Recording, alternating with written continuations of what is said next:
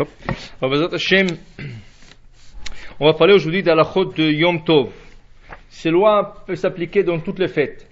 Maintenant on est Shavuot, c'est valable pour Sukkot, c'est valable pour Pesach, pour toutes les fêtes. C'est la loi de la fête. Alors dans la Torah il est écrit Kol melacha lo ya'aseh ba'em. On ne peut pas faire du travail le jour du Yom Tov.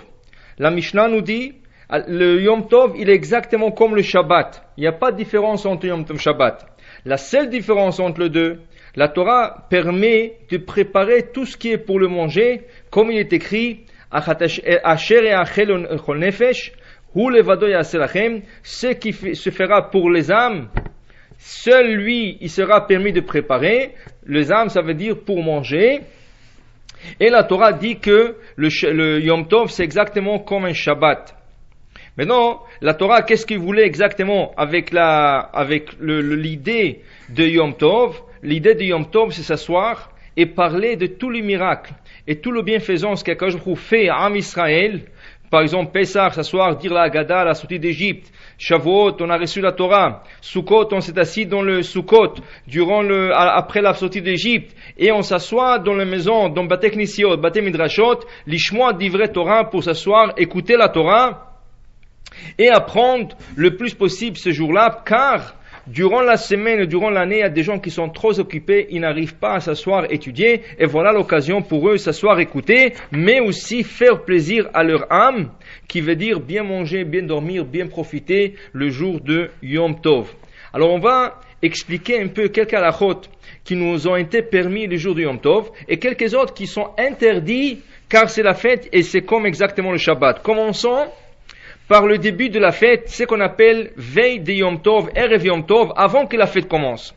Même là, il y aura quelques préparations que Khamim nous ont recommandées pour recevoir la fête. Alors, première chose pour les hommes, par exemple.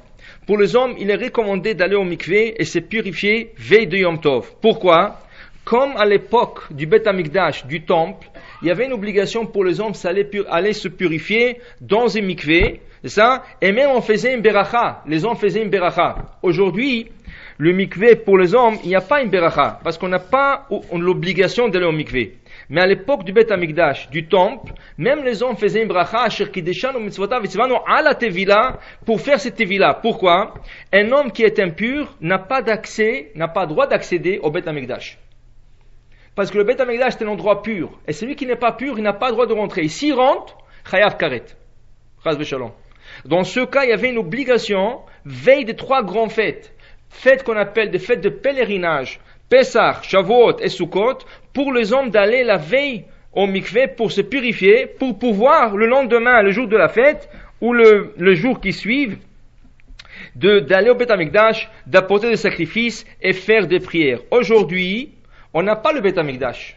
Mais on a quand même cette coutume que les hommes essayent de se purifier juste avant la fête. Ça apporte la purification, ça apporte la sainteté là sur la personne, ça nettoie la pensée d'une personne et ça prépare la personne mentalement, physiquement et spirituellement vers la fête. Ça c'est pour les hommes. Pour les femmes, il n'y a pas de mikvé comme tel, mais au moins prendre une douche. La Gemara dit le prendre une douche avant la fête, c'est le plaisir et la préparation de la fête. Maintenant, aussi, nous avons l'obligation de voir que tout de suite, pas tout de suite, mais après qu'on a pris le mikvé ou après qu'on a pris la douche, de s'habiller à l'honneur de la fête. C'est ça? Le Shulchan Aruch dit, les habits de la fête doivent être plus belles que celles du Shabbat. Ça veut dire que quand on achète une garde-robe, on achète des habits et on les met dans la garde-robe, il faut voir que les habits de la fête seront plus beaux, plus importants et même 2 fois plus chers, si c'est possible, pour la fête. Pourquoi? Parce que la fête, c'est écrit Vesamarta bechagecha, tu te réjouiras dans ta fête. Et le réjouissement d'une personne se fait plusieurs fois, se fait à travers les habits aussi. Plus qu'elle est bien habillée la personne, elle se sent mieux avec elle-même.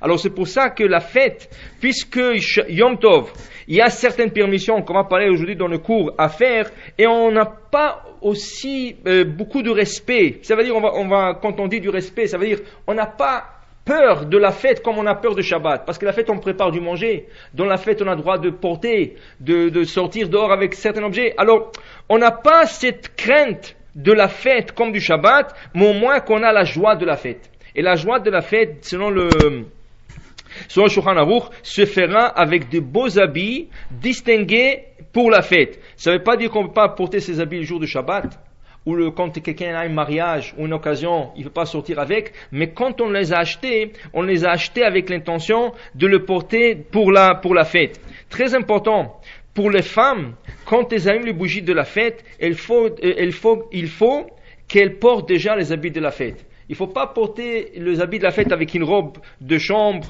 ou pas prête ou avec les habits encore de la semaine et après se changer. Pour l'allumage des bougies de la fête, il faut déjà être prête à recevoir et accueillir la fête avec les habits de la fête. Dans le Shulchan Aruch, il y a une histoire. Il y a quelqu'un qui est décédé. Il est venu dans le rêve de son ami et il était tout vert. Alors il dit, pourquoi tu es si bizarre, tu es vert? Il a dit, dans l'autre monde, il a été puni. Pourquoi? Parce que le vendredi soir, il allait à la synagogue, mais il allait avec les habits du travail. Ça veut dire qu'il n'allait pas à la maison changer, s'habiller pour la fête. Lui, il honorait le Shabbat matin. Or que le Shabbat, il rentre le soir, pas le matin. Le Shabbat, il rentre à partir du soir, pas le matin. Alors de là, Shulchan Aruch, il dit combien il est important que les hommes se lavent, et les hommes et les femmes se lavent et se préparent veille de la fête, ça veut dire à la rentrée de la fête, et pas le samedi matin, et pas le Yom Tov le matin. La fête commence la veille, et c'est la veille qu'il faut déjà se préparer. Et pour les femmes, c'est juste avant l'allumage des bougies de Shabbat, il faut être déjà prête et à allumer ces bougies. Et si la femme a l'habitude de faire la prière de Mincha, il faut qu'elle essaie de la faire juste avant l'allumage et pas après l'allumage, car il y en a des opinions qui disent qu'une fois allumée, elle ne peut plus faire Mincha. Le Shulchan Aruch, selon la loi séfarade, c'est permis encore de la faire, mais vaut mieux encore de tout faire, de se préparer, faire sa Mincha, et là être prête pour allumer les bougies de la fête. Maintenant, ça c'est juste avant la fête. Il faut préparer aussi ces bougies. Alors, il y en a qui vont allumer avec de l'huile, il y en a qui vont allumer avec de la cire, ou il y en a qui vont allumer avec le deux bougies à l'huile et le reste avec de la cire. Le nombre de bougies va être le même nombre de celui du Shabbat. Ça veut dire que le nombre de bougies que vous allumez le Shabbat, vous allumerez aussi le jour de Yom Tov. Si c'est 3 Shabbat, 3 Yom Tov, 5 Shabbat, 5 Yom Tov, ou n'importe quel autre chiffre et nombre que vous avez choisi, vous allumerez le même nombre de bougies à l'honneur de la fête. Maintenant, ces bougies-là devraient être préparées. Encore, pour le Shabbat, c'est la mitzvah de l'homme de préparer les bougies pour sa femme, pour que dès qu'elle est prête, elle vient, elle trouve tout prêt pour allumer les bougies de la fête, que ce soit en cire, que ce soit à l'huile. C'est l'homme qui devrait prendre cette mitzvah, selon le Rav Ben Ishraï, de préparer les bougies de sa femme, ou un des enfants aussi peut préparer les bougies pour sa mère, à l'honneur de Shabbat et à l'honneur de la fête. Alors même chose pour Yom Tov. Mais Yom Tov, toujours en Chutz La'aretz, on a 2 jours de Yom Tov. Alors si on allume avec de bougies à l'huile, il ne faut pas oublier de préparer assez de mèches pour le 2 jours. C'est ça? Des fois, ça va être même pour 3 jours, quand il y a un Shabbat qui est au milieu ou un Shabbat qui suit la fête. Alors tout ça, pourquoi? Parce que, selon le Mordechai, un de commentateurs, il dit qu'on n'a pas le droit de préparer les mèches le jour de Yom Tov. Qui veut dire, le flotteur en lui-même, il sert à rien. La mèche en elle-même, elle sert à rien. C'est quand on met la mèche dans le flotteur, on a créé un keli, on a créé un ustensile qui est serviable le jour de Yom Tov. Or qu'on n'a pas le droit de créer. Le jour de Yom Tov, on n'a pas le droit de créer. Même quand on cuisine d'une flamme existante, mais on n'a pas le droit de créer. Dans ce cas, il dit le Mordechai, il ne faut pas oublier de préparer assez de mèches pour le 2 jours ou le 3 jours, dépendamment de la fête quand elle tombe au milieu de la semaine.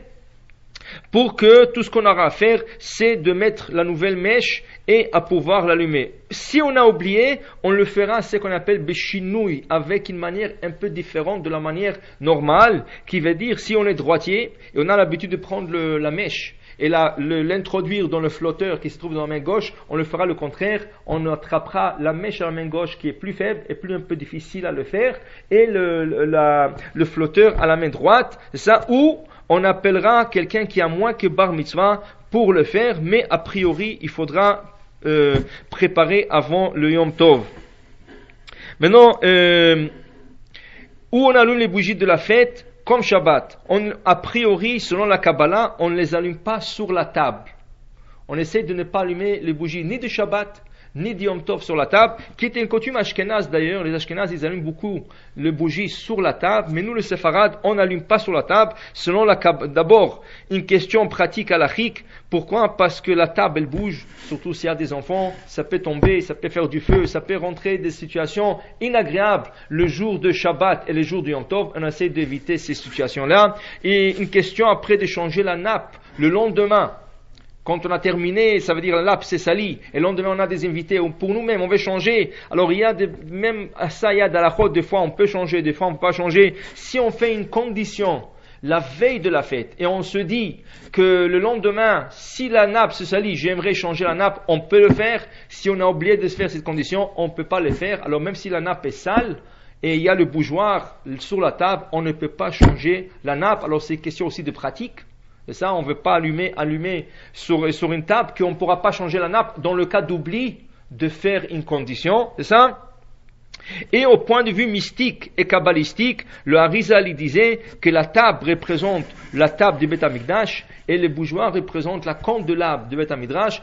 Le Beth Amikdash, on n'a jamais trouvé que la candelabre se trouvait sur la table. Ces deux objets qui se trouvaient un en face de l'autre. La table au nord, la candelabre au sud, un en face de l'autre, mais jamais un sur l'autre. C'est pour ça qu'il dit le Harizal qu'on ne posera pas la candelabre, ça veut dire le bougie du Shabbat, sur la table, mais en dehors de la table, en face de la table, que comme on fait le kiddush, on regarde les bougies de Shabbat. Et de la fête, il n'y a pas obligation de voir, mais au moins ils sont en face de la table, dans le cas de possible. Dans le cas que c'est impossible, dans la cuisine, dans un autre endroit, mais on essaiera toujours de les avoir en face de nous le jour de Shabbat et Yom Tov.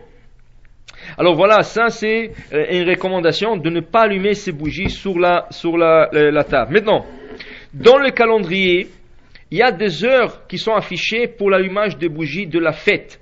C'est ça? Alors, la première chose de faire avant d'allumer ces bougies, c'est de préparer déjà une veilleuse. C'est la veilleuse qui va nous servir d'allumer des autres flammes. Alors, comme recommandation toujours, pas une veilleuse de 26 heures, la petite veilleuse de 26 heures, elle n'est jamais suffisante. Et même quand on arrive le lendemain, quand on veut introduire une allumette ou quelque chose d'allumé de cette veilleuse, comme la flamme est tellement, il reste presque plus de cire, il reste presque rien que la flamme. Dès qu'on introduit quelque chose, plusieurs fois ça s'éteint.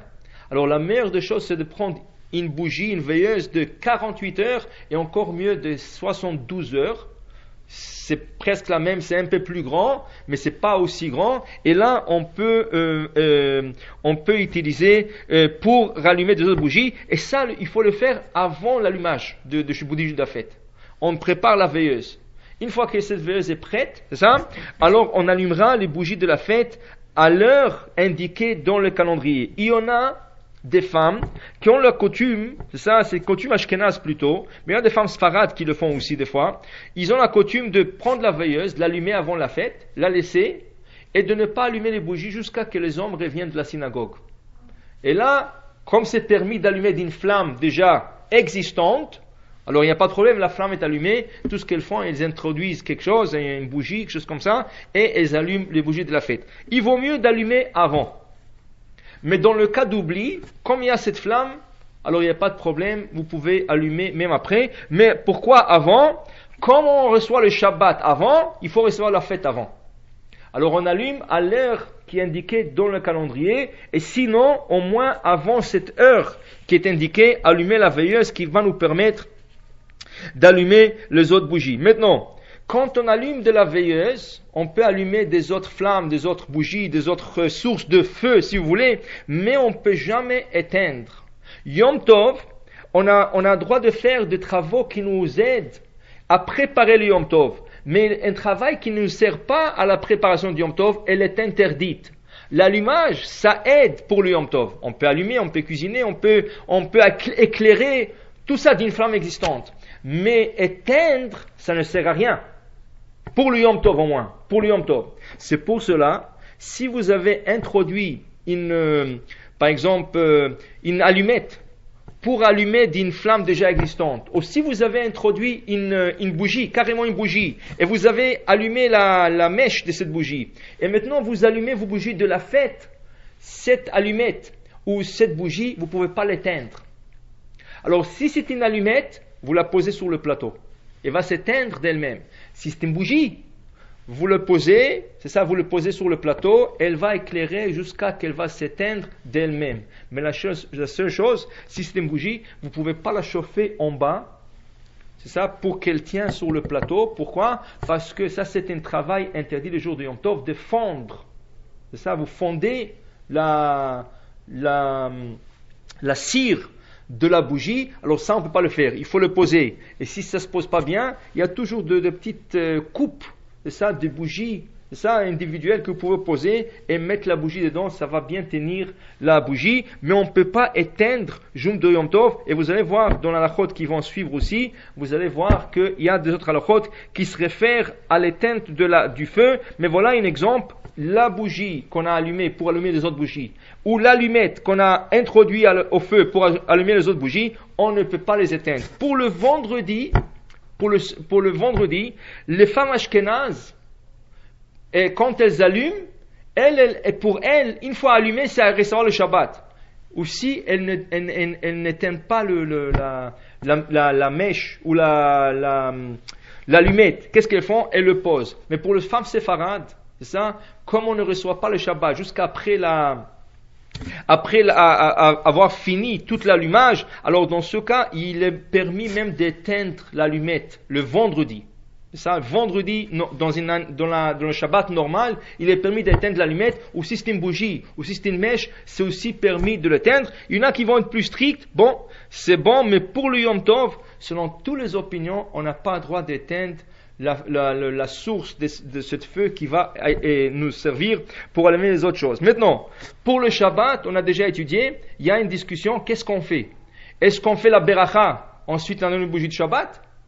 Ou est-ce qu'on allume une bougie de Shabbat et ensuite on allume? On a dit dans le cours, toutes les coutumes sont valables. Mais une chose est sûre, pour Yom Tov, selon toutes les opinions, sans exception, on fait la beracha, ensuite on allume. Rappelez-vous que la raison pour ceux qui disent que Shabbat, il faut d'abord allumer, ensuite faire la beracha, parce qu'il y a des opinions qui pensent qu'une fois qu'on a fait la beracha, on a reçu le Shabbat. Alors on ne peut plus allumer. Ça c'est pour le Shabbat. Mais Yom Tov, même si on a reçu Yom Tov, on a toujours droit d'allumer d'une flamme existante. Alors toutes les opinions sont d'accord que le jour de Yom Tov, séfarade, ashkénaz, chassidique, toutes les opinions, le Yom Tov, on fait la beracha et on allume les bougies de Shabbat selon toutes les opinions, sans exception. Et c'est comme ça devrait être, pas le contraire. Pas le contraire, juste avant de faire la bracha, comme pour manger, on fait la bracha, on mange, pour l'allumage, on fera les brachas et on allumera les bougies de la fête. Maintenant, le jour de Yom Tov, juste avant d'allumer les bougies de la fête, on a allumé une veilleuse. Il y en a qui ont la coutume d'allumer des bougies qu'on appelle bougies de Neshama, pour les âmes, c'est ça? Alors, ces bougies de Neshama, selon certaines opinions, et selon le Rav Ovadia Yosef, on n'a pas le droit de les allumer le jour de Yom Tov. Ça veut dire, si vous avez la coutume d'allumer des bougies pour les êtres chers disparus, père, mère, grand-mère, grand-père, tante, ou n'importe qui, c'est ça? Vous avez l'habitude d'allumer des bougies de tzadikim. Tout ça, ça devrait se faire avant l'allumage des bougies de la fête. C'est ça? Avant l'allumage des bougies de la fête. Vous allumez une veilleuse, vous allumez vos bougies de Neshama, et ensuite vous allumez les bougies de la fête. Une fois que vous avez reçu la fête, en allumant les bougies de la fête, vous ne pouvez plus allumer des bougies de Neshama, ça ne sert pas à la fête. Les bougies de la fête font partie de la fête. C'est ça? Les bougies pour éclairer, ça fait partie de la fête. Les bougies pour allumer un four, ça fait partie de la fête. Mais les bougies de Neshama, c'est pour Neshama, mais c'est pas pour la fête. Ça n'a rien à voir avec la fête. Dans ce cas, ceux ou celles qui voudront allumer les bougies de Neshama, il faudra le faire avant le début de la fête, avant l'allumage des bougies de Yom Tov. Une fois allumé, c'est fini. Le lendemain, quand on a dit dans la diaspora il y a 2 jours, le lendemain, on ne peut pas allumer encore des bougies de Neshama. On l'allumera que la veille de la fête. À moins, si vous voulez, par exemple, il y a quelqu'un qui est décédé le 2e jour de la fête. Je vous donne un exemple. Vous savez que le 1er jour de la fête, c'est la Iloula de David Amelech. Shavuot, le 1er jour, c'est David Amelech. 2e jour de Shavuot, c'est le Baal Shem Tov. Alors il y a quelqu'un qui va allumer pour le Baal Shem Tov. David Amelech, c'est facile, c'est la veille. Mais le Baal Shem Tov, c'est le lendemain. Si vous tenez d'allumer une bougie pour le Baal Shem Tov, vous prendrez une bougie de 48 heures. Comme ça, vous l'allumez la veille, et ça restera jusqu'à le lendemain. Et là, c'est comme si vous l'avez allumé à l'honneur de Tzadik, parce que ça continue à allumer. Alors, si quelqu'un, il a une Yortzeit, quelqu'un qui est décédé deuxième jour de Shavuot, il allumera les bougies la veille de la fête, et il allumera une bougie assez grande pour que ça dure 48 heures, des fois 72 heures, jusqu'à que jusqu'à la Haskara. Des fois, vous avez des grandes bougies de la Iloula. Des fois, plusieurs fois, il y a des gens qui disent « Qu'est-ce que je vais faire avec les bougies de la Iloula ? Je n'ai rien à faire avec les bougies de la Iloula. » Dans ce cas, voilà une occasion. Vous avez les grandes bougies de la Iloula, utilisez-le pour la fête. C'est ça, laissez-les allumer, seulement placez-le dans un endroit qui est bien sécuritaire, pour qu'il n'y aura pas de surprise dans la fête, et là vous pouvez l'utiliser, ou encore bougie de Neshama dans un petit verre, c'est ça, de 72 heures, ils allumeront bien pour la fête. Maintenant, on n'a pas la coutume, comme les femmes séfarades, on n'a pas la coutume de dire la bracha de Shechianu pour l'allumage des bougies de la fête. Malgré qu'il faut dire Shechianu le premier jour et le deuxième jour, on a l'habitude d'écouter cette bracha dans le Kiddush. Alors les femmes allumeront les bougies, mais elles attendront pour entendre le Shechianu dans le Kiddush, et là ils vont répondre Amen, et ça acquitte aussi l'allumage des bougies de la fête. Le Shechianu dans le Kiddush, il peut acquitter beaucoup d'autres choses. Par exemple, vous avez acheté une nouvelle robe, ou les hommes ils ont acheté une nouvelle costume, n'importe quoi. Dans ce cas, on peut faire Shechianu et penser sur tout ce qui est neuf, et l'acquitter avec une seule bracha. Alors la bracha de Shechianu acquittera aussi l'allumage des bougies de la fête. Maintenant, ça c'est pour l'allumage de bougies. Le deuxième jour, dans plusieurs calendriers, il est écrit ne pas allumer avant telle heure. Ça veut dire que le deuxième jour, on attend que la nuit tombe, et là on allume. Alors dans le calendrier, ça va être marqué, par exemple, ne pas allumer avant 9h15. C'est ça? Mais le Rav Ben Ishraï et des autres décisionnaires disent que le deuxième jour de la fête, on peut l'accepter plus tôt, comme Shabbat. C'est ça? Ça veut dire que même s'il fait jour, on peut l'accepter. Alors dans ce cas, même si le calendrier dit ne pas allumer avant, ça se réfère dans le cas où le mari est à la synagogue, lui il va revenir beaucoup plus tard. Et la femme, c'est ça, elle veut accepter déjà son la fête. Ça non. Parce que le mari est à la synagogue, il n'a pas encore accepté la fête. Et la femme ne peut pas recevoir la fête avant lui, quand il fait encore jour.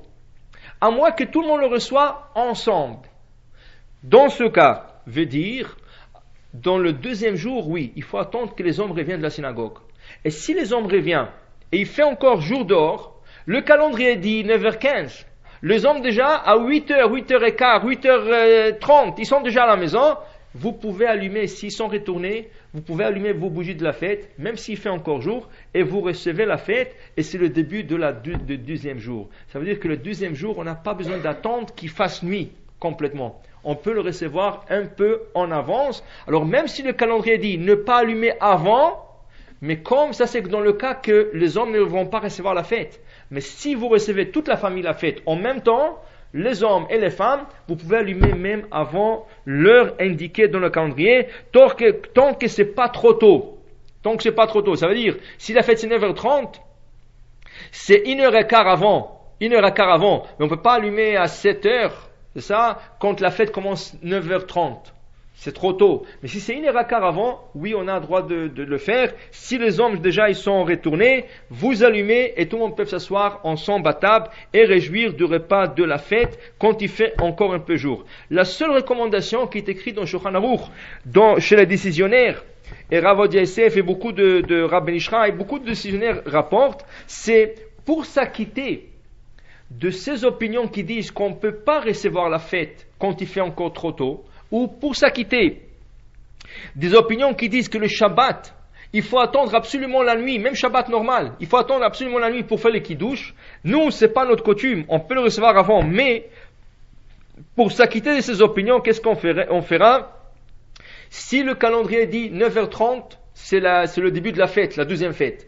Ou 9h30, c'est le début du Shabbat. Et vous l'avez reçu déjà à 8h30, une heure avant. La seule chose qu'il faudra faire peut-être pour s'acquitter de ses opinions, c'est à 9h30 manger un bout de challah de 30 grammes pour faire le repas de Shabbat, le repas de la fête dans la nuit. Ça veut dire que vous avez déjà avancé votre repas quand il fait encore jour. Et une heure ou une demi-heure avant, 45 minutes avant, vous avez déjà mangé les salades, vous avez déjà mangé le poisson, il vous reste encore le plat principal. Alors, l'heure qui dit dans le calendrier, qui c'est là l'heure quand il fait déjà nuit, c'est là qu'on peut allumer, mais vous avez fait avant, essayez de manger un bout de challah de 30 grammes, c'est rien du tout, c'est un petit morceau, et là vous le pensez, je le mange comme le repas de la fête pour s'acquitter de ses opinions. Là, vous faites une mitzvah encore meilleure, vous êtes acquitté de toutes les opinions. Si c'est trop difficile, parce que vous n'arrivez plus à manger du pain, ou vous êtes déjà presque au dessert, et vous n'arrivez pas à le faire, vous êtes déjà acquitté selon les opinions séfarades de le repas de la fête. Mais si on peut le faire, pourquoi pas, on peut s'acquitter de toutes les opinions de la halakha. Comme on a expliqué, on essaye d'allumer toujours d'une flamme déjà existante. C'est ça? Pourquoi? Yom Tov, ils nous ont permis de faire certaines choses qui ont à voir avec le Yom Tov, mais on n'a pas le droit de créer des choses. Créer, on n'a pas le droit de faire. Alors, selon nos sages, quelqu'un qui frotte une allumette contre la boîte d'allumettes, ou quelqu'un qui allume un feu, un nouveau feu le jour du Yom Tov, il a créé quelque chose de nouveau. Cette création est d'ordre rabbinique, pas d'ordre thoraïque. Ça veut dire quelqu'un qui crée un feu jour de Yom Tov en frottant une allumette contre la boîte, il a transgressé une interdiction d'ordre rabbinique, pas d'ordre thoraïque. Vous allez poser la question, mais de toute façon, il a transgressé le Yom Tov, que ce soit thoraïque ou rabbinique, il a transgressé le Yom Tov, car on n'a pas le droit de créer ce feu. La différence est la suivante. Shabbat, on trouve que celui qui a fait un travail interdit le Shabbat, il n'a pas le droit de profiter de ce travail. Par exemple, quelqu'un qui a cuisiné Shabbat, jamais il pourra manger de ce plat. Même pas après Shabbat. Celui qui a cuisiné le jour de Shabbat, il pourra jamais manger de ce plat. Celui qui a lavé dans la machine à laver un habit, il pourra jamais porter cet habit. Même en semaine. À moins qu'il le salisse, selon le Rabbi Ishraï, à moins qu'il le salisse et qu'il le relave dans la semaine, et selon certaines opinions, ça n'aide même pas. Tout ce qui est fait Shabbat, on ne peut pas le profiter pour celui qui a fait, ou pour celui qui ça a été fait, on ne peut jamais profiter de ce travail qui a été fait le jour de Shabbat. Il est de même pour le Yom Tov. Celui qui profane le Yom Tov, il ne pourra jamais profiter de ce qu'il a fait. Pas seulement le jour de Yom Tov, même après Yom Tov, on ne peut jamais profiter. La seule chose, il est écrit que si le travail qui a été fait, elle ne transgresse pas le Shabbat d'ordre thoraïque, et le transgresse d'ordre rabbinique, c'est quelque chose que les rabbins ont décrété. Ça a transgressé le Shabbat, ça a transgressé le Yom Tov, mais pas d'ordre thoraïque, d'ordre rabbinique. Dans ce cas, on peut en profiter même le jour même. L'exemple est dans notre cas, quelqu'un qui allume une allumette le jour du Yom Tov, il a transgressé le Yom Tov, mais il a transgressé sur ordre rabbinique. Comme c'est sur ordre rabbinique, il a le droit de profiter de ce feu. Veut dire, si ce feu va servir pour allumer une bougie, il a le droit d'utiliser la bougie après. Si ce feu va être utilisé pour allumer par exemple le gaz ou n'importe quelle autre source pour cuisiner, il aura le droit de cuisiner sur ce feu. Si quelqu'un a allumé la lumière, un juif, il a allumé la lumière jour du Yom Tov, il a transgressé le Yom Tov d'ordre rabbinique, mais il pourra profiter de cette lumière. Quelqu'un d'autre, ou lui-même aussi, pourront profiter de cette lumière. Alors voilà la différence. On n'a pas le droit de créer un nouveau feu.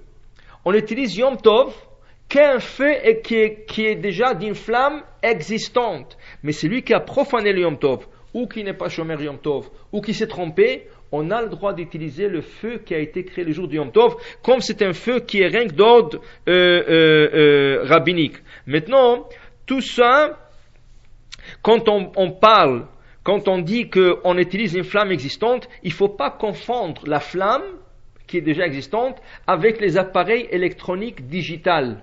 C'est pas du tout la même chose. Ce qui veut dire, si votre four, il est allumé avant Yom Tov, et votre four indique 250 degrés allumé, c'est ça avant Yom Tov, et vous vous dites, alors je vais augmenter la flamme, j'utilise une flamme déjà existante. Vous n'avez pas le droit. C'est pas à cause de la flamme dans le four qui est augmenté. C'est pas à cause de ça. C'est à cause que l'électricité, vous créez quelque chose de nouveau. Parce que le digital, ça crée ça crée un système. Ça veut dire le système, il travaille, il crée quelque chose de nouveau dans le système électrique ou électronique et digital. Dans ce cas, on n'a pas le droit de toucher tout ce qui est digital ou électronique. On peut que utiliser des flammes, carrément des flammes existantes pour allumer des bougies, pour les gens qui fument, allumer une cigarette, c'est ça, ou pour allumer n'importe quoi, le gaz, c'est ça, ou n'importe quoi d'autre, ça serait permis d'allumer. Maintenant, pour ceux qui ont les cuisinières ou le four à gaz, il y a toujours un pilote. Et le pilote est considéré comme une flamme existante. Alors ça veut dire que si vous avez un système qui est à gaz, vous pouvez allumer jour de Yom Tov parce que c'est direct du pilote. La seule chose, je crois que 90%, 95% de gaz, ils ont aussi un système électrique. Ça veut dire que quand vous tournez le bouton, vous entendez comme des clics, clics, clics, clics, de petits bruits. Ça c'est un système électrique. C'est ça, qui envoie un message au pilote pour envoyer le feu. Ça, c'est interdit. Ça, c'est interdit. Alors, par exemple, il y a des fours ou des cuisinières où vous pouvez déactiver ça.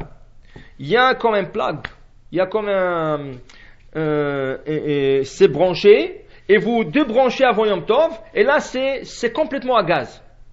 Vous tournez votre bouton, il y a le gaz qui sort et vous prenez un allumette, un feu, vous allumez votre gaz. Il y en a qui me disent que s'il tourne à droite, ça fait c'est le senseur électrique qui marche. Mais s'il tourne à gauche, c'est complètement à gaz. Il n'y a pas le senseur électrique qui marche. Alors dans ce cas, c'est à gaz, ce serait permis de le faire. Ça veut dire qu'il ne faut pas confondre la flamme existante avec le système électrique et digital. C'est deux choses complètement différentes. Une est une création, une est déjà quelque chose qui existe. Maintenant, c'est lui qui a oublié de laisser un four allumé. C'est lui que le gaz s'est éteint. C'est ça? Et maintenant, il ne peut plus allumer. Et il n'a plus de bougie pour utiliser.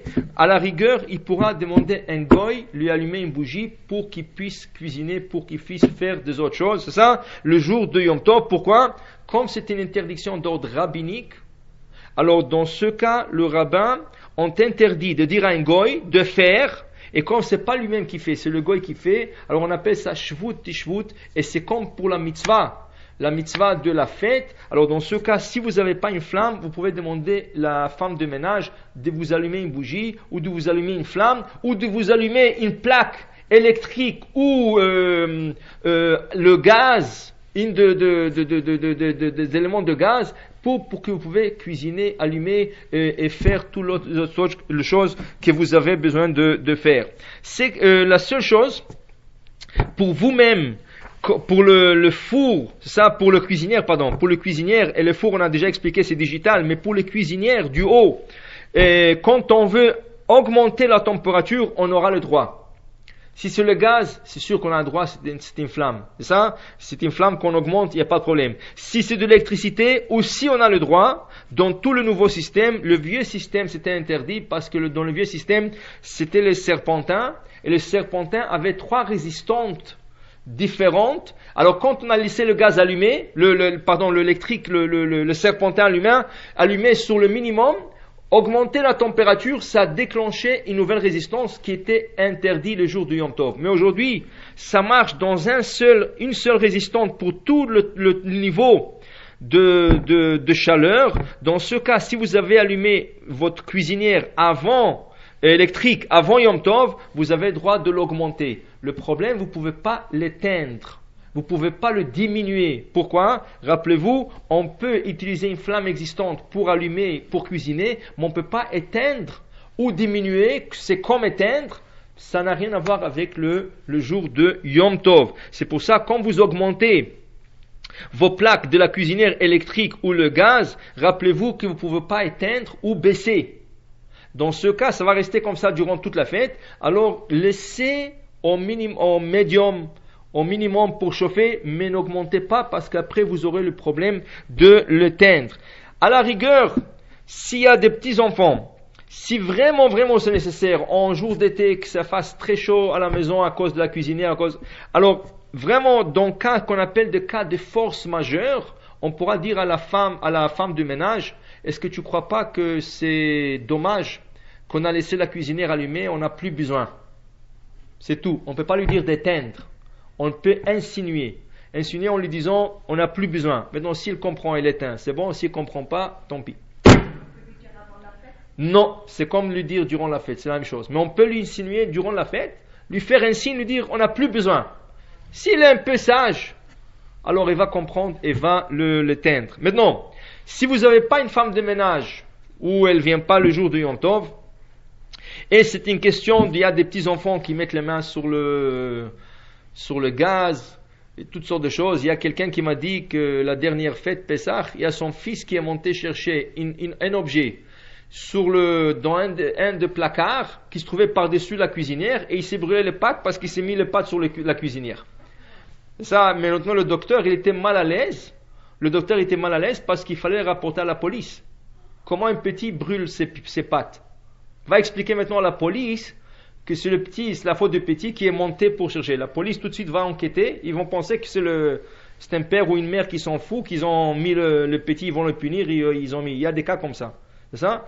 Alors pour vous dire, des fois c'est une question de danger. Il y a des petits qui sautent et ils montent partout et vous avez peur.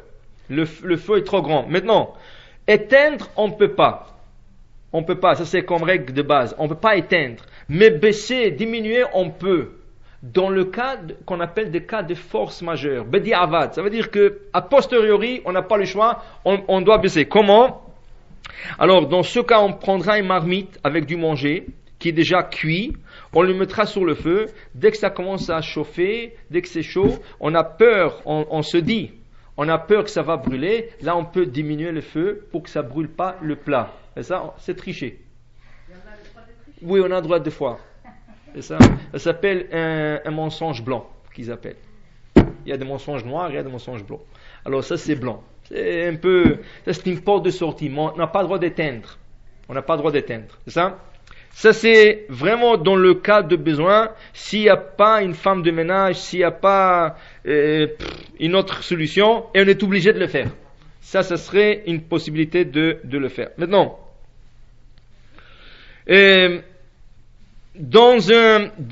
par exemple, dans une pièce, on n'a pas le droit d'éteindre la lumière. C'est ça? À moins que c'est fait par comment on appelle ça, le timer, c'est ça, la minuterie. C'est fait par la minuterie. Ça, c'est quelque chose d'autre, mais on n'a pas le droit d'éteindre, surtout pas éteindre pour allumer le lendemain. Alors, des fois, il y a des gens qui disent, la femme de ménage, elle sait qu'est-ce qu'elle a à faire. Ça, c'est un problème le jour de Shabbat. Le Shabbat, si la femme de ménage éteint la lumière et après elle allume, on ne peut pas utiliser cette lumière après, même le lendemain. Ça, c'est un problème. Alors, il faut lui dire de laisser. Mais, par exemple, une chambre qu'on ne va plus utiliser et la femme de ménage, elle est venue, il a éteint, bon, il faut lui laisser, il pouvait le laisser faire, mais il ne faut pas lui dire d'éteindre pour allumer le lendemain. C'est un problème. Le jour du Yom Tov, ça serait acceptable. C'est pas permis, mais acceptable. Ça veut dire il a éteint, il a ouvert. Le deuxième soir, vous pouvez utiliser la lumière. Mais c'est pas a priori de lui dire. C'est acceptable, mais pas a priori à faire. Maintenant, si vous avez un barbecue, et vous avez envie de faire un barbecue au jour du Yom Tov, je ne crois pas que les gens ont l'habitude. C'est permis, mais les gens n'ont pas l'habitude de le faire. Ça veut dire le barbecue, c'est permis. Si vous laissez le barbecue ouvert, ou si vous utilisez une flamme déjà existante et votre barbecue est à gaz, encore mais gaz sans le senseur électrique, et vous allumez, ou si vous avez au charbon, vous pouvez faire un barbecue aujourd'hui Yom Tov. On n'a pas l'habitude de le faire. On n'a pas l'habitude de le faire. Mais c'est lui qui a envie de le faire. Oui, Israël, parce qu'ils aiment la grillade. Mais en Chutz La'aretz, en dehors d'Israël, je n'ai pas vu que les gens ils ont cette coutume de faire. Mais sachez que quand vous faites le barbecue et vous mettez un morceau de steak ou un morceau avec du jus sur le feu, automatiquement le jus, il coule sur le charbon. Des fois, il coule sur les éléments de gaz. Et des fois, ça éteint et ça se rallume. On a dit qu'on n'a pas le droit d'éteindre. On peut augmenter, mais pas éteindre. On peut allumer d'une flamme existante. Mais dans ce cas, comme ça fait partie de la cuisson, il n'y a pas de problème. Ça veut dire que si vous prenez un steak, vous mettez sur le barbecue, et ça commence à couler sur le feu, et ça éteint certains charbons, ou ça éteint un peu le feu, et ça rallume de lui-même, il n'y a pas de problème, vous pouvez le faire. La seule chose que la halakha ne permet pas de faire, c'est si vous voulez griller le foie, ça pour faire le foie, pour le cuisiner après, pour faire un pâté de foie. Alors il y en a qui vont d'abord, on est obligé de griller le foie, tout d'abord, et ensuite le cuisiner. Quand vous allez le cuisiner, alors dans ce cas, vous n'avez pas le droit de mettre le foie sur le barbecue, parce que vous allez le cuisiner après. Dans ce cas, il faut le mettre sur une brochette et quelque chose en bas qui attrape le goutte de sang qui va tomber, le jus qui va tomber, pour que ça coule pas sur le barbecue lui-même, parce que ça fait pas partie de la cuisson. Parce que la vraie cuisson se fera après dans une marmite. Dans ce cas, la seule chose qu'on ne grille pas, c'est le foie le jour du Yom Tov, à moins qu'on veut manger le foie grillé comme tel. Pas cuisiné, ça veut dire qu'on ne peut pas faire le pâté de foie, on ne peut pas le préparer sur le barbecue. Il faut le faire dans une brochette et avec une tôle en bas de la brochette. Bon, maintenant, la préparation pour le 12e jour. Chaque jour du Yom Tov est individuel. Le premier jour du Yom Tov, c'est la Torah qui l'a recommandé. Le deuxième jour du Yom Tov, c'est le rabbin qui l'a instauré. Alors, c'est deux kedushot différentes. Maintenant, dans la halakha, on vous dit, on n'est pas sûr quel Yom Tov est de Oraïta et quel Yom Tov est de Rabbanan. Est-ce que c'est le premier jour de la Torah ou c'est le deuxième jour de la Torah? Aujourd'hui, quand on a un calendrier, on le sait. Aujourd'hui, quand on a un calendrier, on sait pour sûr que le premier jour, c'est celui de la Torah. Et le deuxième jour est celui d'ordre rabbinique. Que ce soit un ou l'autre, peu importe. On ne peut pas préparer d'un jour à un autre jour. Et asher yaseh lechol nefesh hu levado, seul lui, ça veut dire seul pour le Yom Tov. On ne peut pas préparer d'un Yom Tov à un autre Yom Tov. Et je vous donne quelques exemples. Il y a de la vaisselle en masse. Il y a des invités qui vont arriver. Et vous voulez laver. Le problème, c'est vous le lavez pour quand? Pour le soir. C'est un problème parce que vous préparez d'un jour de Yom Tov pour un deuxième jour. Ça, c'est un problème. On peut pas. Il faut attendre presque la tombée de la nuit pour commencer à préparer. Une autre chose, c'est la préparation de la table. On ne peut pas à midi, après avoir terminé de manger le repas de midi, enlever tout, remettre une nouvelle nappe, remettre par exemple les assiettes, tout ça. Tant qu'il ne fait pas nuit, on ne peut pas préparer la table pour le soir parce qu'on est encore dans le premier Yom Tov. Du premier, on ne peut pas préparer pour le deuxième. Un autre exemple, on ne peut pas cuisiner pour le lendemain. Pour le soir, par exemple. C'est déjà midi, vous avez terminé à manger, vous allez faire une petite sieste, vous levez à 4h, 5h, à 8h, 9h, les gens vont revenir, et vous dites, il y a des invités, alors je vais préparer quelque chose de frais, quelque chose de bien, je vais préparer le pain, ou je vais préparer le manger. Vous ne pouvez pas, vous êtes dans le premier jour. Et le premier jour ne peut pas préparer pour le deuxième jour. Chaque Yom Tov est individuel, et est pour lui-même. Maintenant, il est permis de préparer en trop pour le deuxième jour. Vous préparez un plat pour le Yom Tov, le premier, mais vous préparez double. Ça veut dire, vous savez que vous allez utiliser la moitié de la marmite aujourd'hui et l'autre moitié le soir ou le lendemain. Ça, c'est permis. Mais ça, c'est permis tant que vous le préparez le matin avant de s'asseoir à table à midi. Pourquoi? Parce qu'on dit, il a préparé, ça a l'air, si quelqu'un regarde, il a préparé pour le Yom Tov lui-même. Maintenant, quand on cuisine jamais en mesure. Exact, en portion encore. Des fois, on cuisine un peu plus. Alors, elle a cuisiné un peu plus, c'est pas grave. Ça, c'est acceptable. Mais si vous avez terminé de manger, manger midi, et vous vous levez en après-midi pour préparer, trop tard.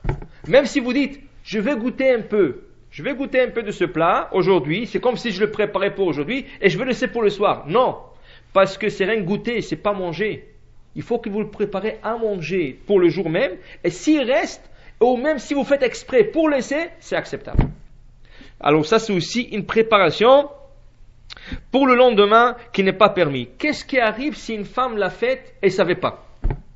Une femme, elle a préparé tout un plat pour le deuxième jour. Après, une autre femme elle vient, ça veut dire, vous êtes invité, et la femme vous dit, tu sais, je pouvais pas dormir à midi, après qu'on a mangé, j'ai pris une petite sieste, et à 4 heures, je me suis mis à cuisiner pour ce soir. Mais vous lui dites, mais on n'a pas le droit. On n'a pas le droit, il fallait attendre la nuit, tu n'avais pas le droit de le faire. Alors encore, tout ça, la préparation pour le deuxième jour, c'est d'ordre rabbinique, pas d'ordre thoraïque. C'est une interdiction rabbinique. Et on a dit, tout ce qui est rabbinique, malgré que la personne, c'est lui qui l'a fait, il a transgressé une interdiction d'ordre rabbinique, mais le manger est complètement permis, alors vous avez le droit de manger. Ça veut dire, si vous vous trouvez dans la situation, vous êtes parti chez quelqu'un, et lui il a préparé ça en après-midi, qui n'avait pas le droit de préparer, ou lui il a préparé la table en après-midi, qui n'avait pas le droit de préparer, ou tout ce qu'il a pu préparer le premier jour pour le deuxième jour, qu'il n'avait pas le droit de faire, vous avez le droit de jouir de cette chose. C'est ça? Alors il ne faut pas le dire, il faut le dire. La prochaine fois, il ne faut pas le faire. Vous l'expliquez gentiment pour qu'il sache, ou qu'elle sache, que la prochaine fois, il n'avait pas le droit de le faire, et ne pourrait préparer, mais la chose reste complètement permise.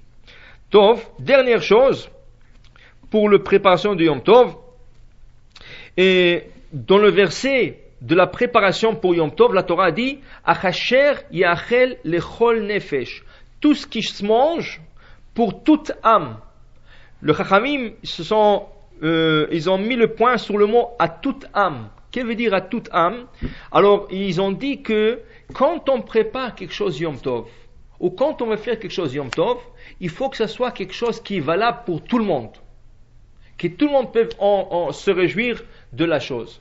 Je m'explique. Il y avait une grande question. Est-ce qu'on a le droit de se doucher ou prendre un bain jour de Yom Tov? Yom Tov, il fait très chaud dehors, surtout en Israël, et tu as envie de prendre une douche, tu as envie de prendre un bain. Est-ce que tu as le droit de le faire? La réponse était non, parce que c'est pas quelque chose que tout le monde fait chaque jour. Est-ce qu'il y a des gens qui prennent? Il y a des gens qui prennent chaque jour. Il y a des gens qui prennent chaque 2 ou 3 jours. Alors c'est pas quelque chose qui est pour tout le monde. C'est quelque chose que certains aiment faire et certains autres ne vont pas le faire. Quelque chose qui est bien ou qui se fait par certains groupes et des autres groupes non, alors on n'a pas le droit de le faire. Fumer, ceux qui fument, est-ce qu'ils peuvent allumer la cigarette même d'une flamme existante? Est-ce que ça se fait ou pas? Alors il y en a qui disaient non. Pourquoi? C'est pas tout le monde qui fume. Toi tu es fumeur, il y a beaucoup qui ne fument pas. Alors même si la flamme est existante, mais c'est pas grave, ce que tu veux faire, c'est pas pour tout le monde. La halakha l'a permis. Pourquoi? Parce qu'il y en a des rabbins qui ont expliqué que la cigarette de temps en temps c'est bon, c'est l'abus de la cigarette c'est pas bon, et le fait que pas tout le monde le fait, c'est pas quelque chose qui n'est pas bien pour tout le monde, c'est bien pour tout le monde. Mais c'est pas tout le monde qui le fait, alors ça le rend pas interdit. Dans ce cas, oui, c'est la même chose que pour le bain. Maintenant, pour la cigarette, c'est différent un peu, parce que la cigarette, c'est carrément du manger. Il y a des gens qui vont préférer de prendre la cigarette et ne pas manger.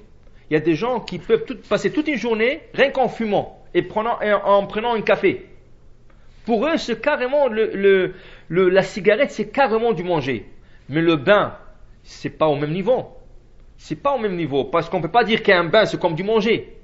Alors la cigarette, oui, c'est bon, selon certains, ceux qui disent que c'est bon pour tout le monde, c'est pas tout le monde qui le fait, mais le but de la cigarette, c'est pour vraiment ochel nefesh. Au point que le Rav Ben Ishraï, il interdit de fumer la cigarette jour de jeûne. Pourquoi? Il dit, si pour toi la cigarette Yom Tov c'est comme du manger et c'est pour ça que tu fumes, comment tu peux fumer le jour de jeûne? C'est comme si tu avais mangé. Pour toi la cigarette représente le manger. Rav Ovadia Yosef n'est pas de cette opinion. On va parler peut-être d'une autre fois, mais pour vous dire à quel point ça va. La cigarette, c'est carrément du manger pour certaines personnes. Mais le bain, c'est pas la même chose. C'est pour ça que le Shulchan Aruch dit, c'est ça le Shulchan Aruch qui dit, on n'a pas le droit de se baigner le jour de Yom Tov. On peut faire une petite toilette, laver le visage, les mains, le pied, mais pas tout le corps. Jusqu'à 50% du corps. Des bébés, il y a des bébés qu'on a besoin de laver aussi. C'est pas tout le monde qui lave les bébés chaque jour. Il y en a qui vont laver les bébés chaque jour. Il y en a qui vont laver 2 fois ou 3 fois par jour. Mais il y en a qui vont laver chaque 2 jours. Surtout en hiver, des choses comme ça. Alors c'est pas quelque chose qui est fait par tout le monde. Dans ce cas, je crois qu'il dit, on ne peut pas laver le bébé le jour de Yom Tov, à moins qu'il s'est sali.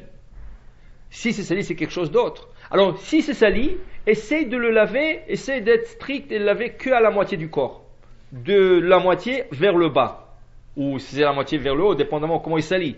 Si c'est vraiment, vraiment nécessaire, il a transpiré, alors, bon, on peut le laver, essayer de ne pas laver la tête, rien que le corps, et s'il s'est sali avec du sable, il était dans le parc, Yom Tov, il s'est mis le sable et tout. Alors, dans ce cas, c'est des cas qu'on appelle des cas de force majeure. Mais, c'est laver le main avec de l'eau chaude. Ça, c'est permis pour tout le monde. Quelqu'un qui est hysténie, ça veut dire qu'il est délicat. Et pour lui, surtout en hiver, quand la fête tombe en hiver, à Sukkot, l'eau commence à être déjà gelée et froide. Là, vous pouvez vous la faire la netila avec de l'eau chaude. L'eau chaude, ça veut dire pas brûlante. Ajouter de l'eau froide et chaude et faire la netila. Faire la vaisselle, Yom Tov, il est permis de la faire avec de l'eau chaude. Parce que le main, tout le monde souffre de main quand l'eau est froide. Alors vous avez le droit de laver la vaisselle avec de l'eau chaude. Parce que ça, c'est quelque chose qui est fait pour tout le monde. Alors la règle est, tout ce qui est valable pour tout le monde, vous pouvez le faire. Tout ce qui n'est pas valable pour tout le monde, vous ne pouvez pas le faire. Alors la douche c'est interdit, mais la netila c'est permis, et le lavage d'ustensiles aussi ça serait permis. Alors voilà, ça c'est plus ou moins